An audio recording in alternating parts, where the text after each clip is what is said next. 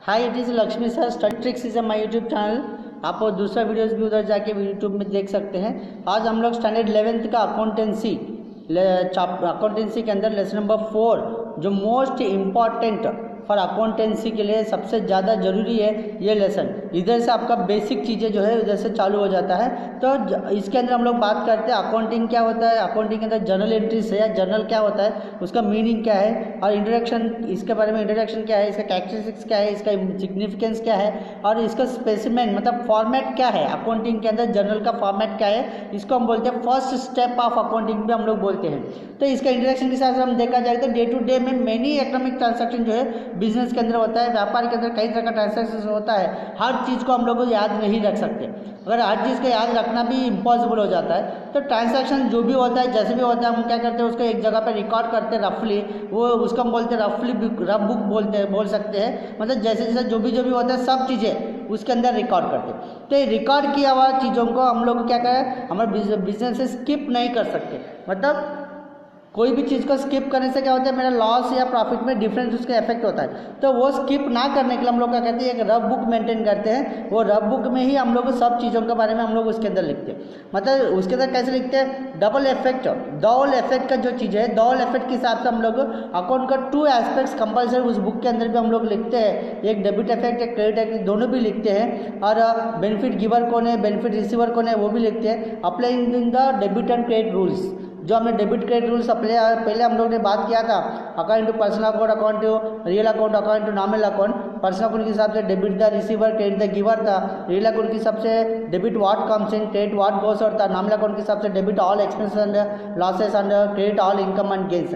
तो ये चीज़ों को ध्यान में रख के हम लोग इधर क्या करते हैं, उसकी बेस में हम लोग सब ट्रांजेक्शन को इधर रिकॉर्ड करते हैं एक सेपरेट बुक के अंदर, जिसको हम बोलते हैं जर्नल बुक या रफ बुक। और is the first book of accounts, इसको हम लोग क्या बोलते हैं, फर्स्ट बुक ऑफ अकाउंट्स भी हम लोग बोलते हैं। तो what is a journal, journal क्या होता है। अगर जर्नल हम देखते हैं book of virtual entry, originally जो एंट्रीज हम करते हैं ये बुक में ही करते हैं, इसलिए हम लोग इसको प्राइमरी एंट्री बुक भी बोलते हैं। तो जो ट्रांजैक्शन हम लोग रिकॉर्ड करते हैं बुक ऑफ अकाउंट्स के अंदर, जो इसका सोर्स ऑफ डॉक्यूमेंट हम लोग जर्नल को बोलते हैं।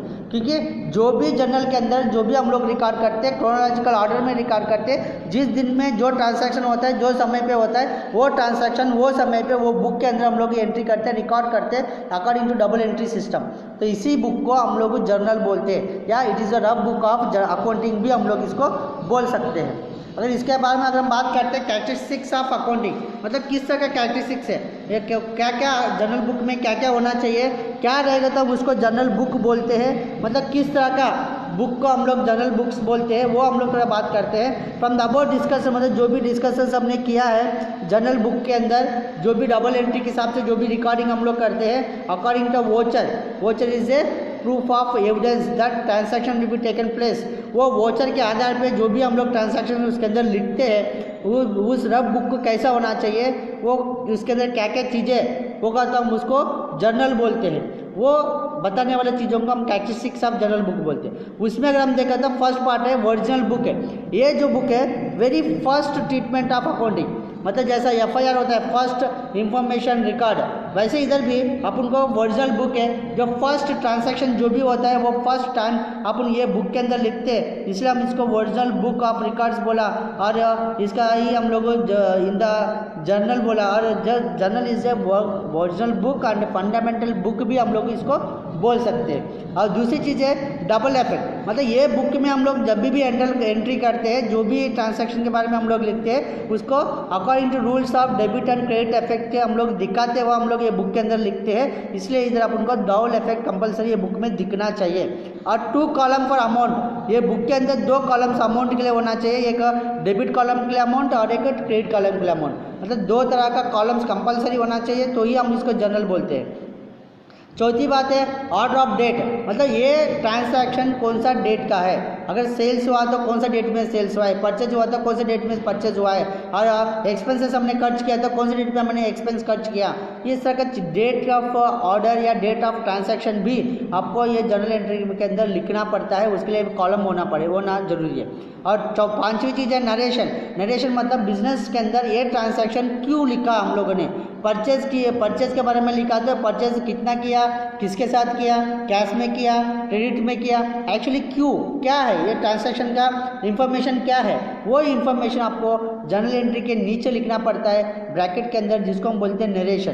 तो ये 5 कैरेक्टरिस्टिक्स हर एक जर्नल बुक के अंदर, रफ बुक के अंदर आपको रिकॉर्ड करना पड़ेगा, तो ही उसको हम लोग प्रॉपर जर्नल बुक बोलते हैं। अगर ये कैरेक्टरिस्टिक्स के अंदर कोई भी एक मिस आउट हो जाता है तो उसको हम लोग जर्नल बुक को रफ बुक बोलते हैं, लेकिन प्रॉपरली रिकॉर्डेड बुक नहीं बोल सकते हैं। तो व्हाट इज़ द इम्पोर्टेंस, इसका महत्व क्या है, इसका इंपॉर्टेंस क्या है। अगर इसका महत्व इंपॉर्टेंस में हम बात करते हैं, इसको बोलते हैं हम significance of journals. Significance of journals में अगर हम चले जाते हैं तो फर्स्ट इसका जो इंपॉर्टेंस है, ऑल अकाउंटिंग ट्रांजैक्शन, मतलब ये जर्नल बुक के अंदर एक सिस्टमैटिकली एक डिटेल्ड इंफॉर्मेशन अपन को रिकॉर्ड किया जाता है। हर एक ट्रांजैक्शन के बारे में जो भी इंफॉर्मेशन रहता है, चाहे वो समय हो, डेट हो, ट्रांजैक्शन क्यों लिख रहे हैं, कि किसके वजह से लिख रहे हैं, कि क्या वो ट्रांजैक्शन का क्या है, उसका मतलब क्या है, परचेज है, सेल्स है, एक्सपेंस है, इनकम है, क्या है, वो सब तरह का इंफॉर्मेशन अपन को ये बुक के अंदर मिल जाएगा। और दूसरी है सेकंड में डिटेल्ड इंफॉर्मेशन, मतलब ये जर्नल बुक अगर हम एक बार ओपन कर देंगे तो ट्रांजैक्शन का रिलेटेड सब कुछ इंफॉर्मेशन अपन को ये बुक के अंदर अवेलेबिलिटी हो जाना चाहिए और मिलेगा। इसी के लिए अपन को जर्नल को मेंटेन करना जरूरी है। और तीसरी अगर देखें तो इंफॉर्मेशन इजिबल फॉर फ्यूचर, मतलब जो भी हम फ्यूचर में ट्रांजैक्शंस करते हैं, अगर हम इस साल में जो परचेज किया 1 साल के बाद हम उसी व्यक्ति के साथ वापस परचेज करना है तो हमको प्रॉपर इंफॉर्मेशन जर्नल के द्वारा ही मिलेगा, क्योंकि उसके अंदर पूरा डिटेल्स हम लोग लिखते हैं इसलिए। और ईजी फॉर पोस्टिंग, पोस्टिंग वो चीज़ है जर्नल एंट्री के बाद अपन को सेकंड स्टेप में आता है, जहाँ पे हम हर एक अकाउंट को अलग अलग तरह का बुक्स मेंटेन करते हैं। सेल्स के लिए अलग, परचेज के लिए अलग, कैश के लिए अलग, बैंक के लिए अलग, एक्सपेंसेस के लिए डिफरेंट टाइप ऑफ एक्सपेंसेस के लिए अलग अलग लेडजर्स हम लोग बनाते हैं, और इनकम के लिए अलग अलग लेडजर्स बनाते हैं, डेटार्स के लिए अलग लेडजर्स बनाते हैं। डेटार के अंदर जो अलग अलग नेम्स है, जो भी व्यक्तियों का नाम रहता है वो उनके लिए हम अलग अलग लेडजर्स बनाते हैं। वैसे क्रेडिटर्स के लिए अलग अलग लेडजर्स बनाते हैं। ये सब के अंदर हम क्लासिफिकेशन करते हैं ट्रांजैक्शन को।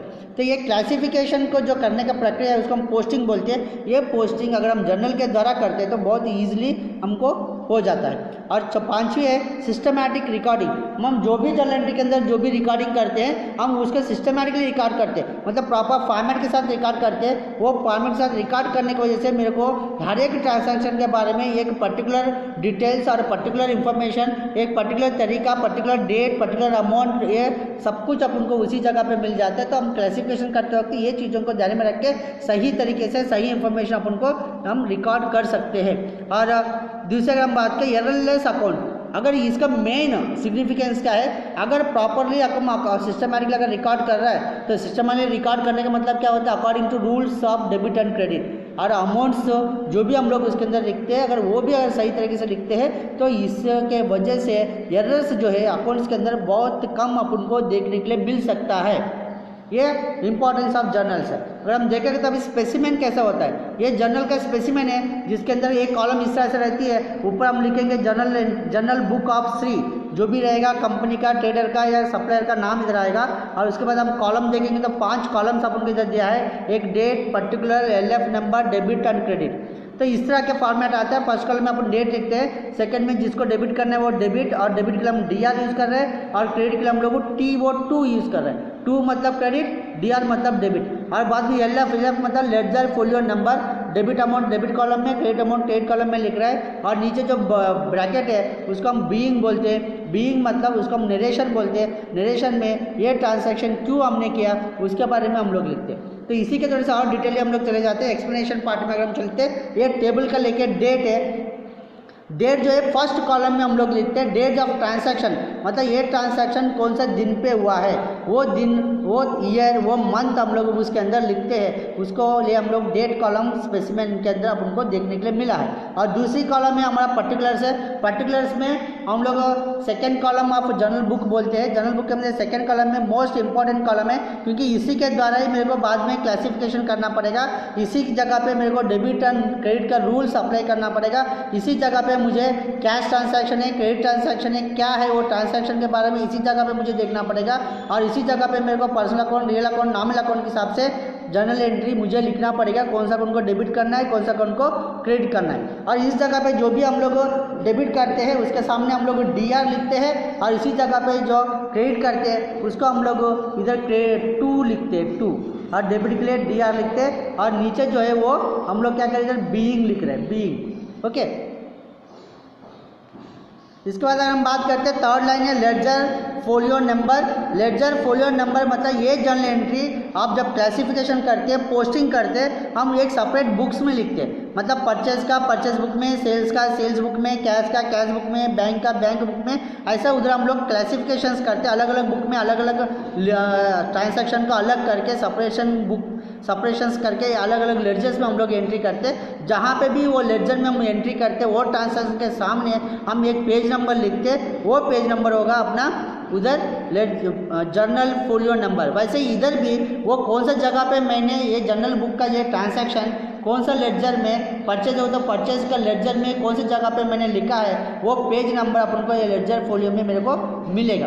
वैसे डेबिट अमाउंट मतलब किस अकाउंट को मैंने डेबिट किया, कितना अमाउंट मुझे डेबिट करना है, वो अमाउंट के साथ हम डेबिट कॉलम में वो डेबिट रुपीज़ हम लोग उधर लिखते हैं। वैसे क्रेडिट कॉलम में हम लोग क्रेडिट का अमाउंट हम लोग लिखते हैं। मतलब इस तरह से हम देखा जाएगा तो जर्नल एंट्री एक सिस्टमैटिकली रिकॉर्ड होता है, सिस्टमैटिक वे में according to double entry rules के हिसाब से personal account, real account, nominal account का जो भी आधार पे हम लोग जर्नल एंट्री लिखते हैं। तो जर्नल एंट्री के आधार से ही अपन को अकाउंटिंग डिसाइड होता है। और इसे फर्स्ट बुक हम लोग बोला, रफ बुक हम लोगों ने बोला, और it is the original book of journal entry भी हमने बोला, क्योंकि इसी के आधार पे हम अकाउंटिंग का आगे का प्रोसेस अपन को चलता है।